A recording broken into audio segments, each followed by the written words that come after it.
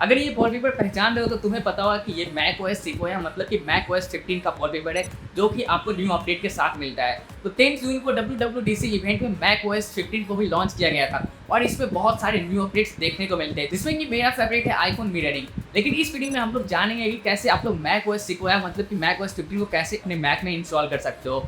तो बहुत ही ज़्यादा सिंपल है, आपको जाना है डेवलपर एप्पल की वेबसाइट पे और वहाँ पे जाके आपको सिंपली अपने एप्पल आईडी से साइन इन करना है। लॉगिन होते के साथ ही सामने आपको एक ऑप्शन देखने को मिलेगा join the Apple developer programme.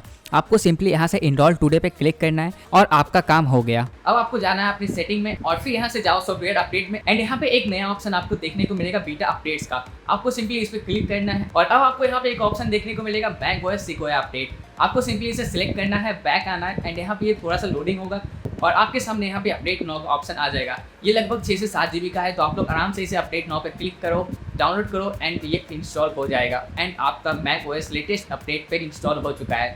And आप लोग बहुत सारे फीचर्स का यूज़ कर सकते हो, जैसे कि ये वॉलपेपर आपको देखने को मिलेगा एंड और भी बहुत सारे फीचर्स हैं। मैं उन सभी पे वीडियोस बनाऊंगा, तो आप लोग मेरे चैनल को भी सब्सक्राइब कर सकते हो। और इस वीडियो में इतना ही, सो थैंक्स फॉर वॉचिंग।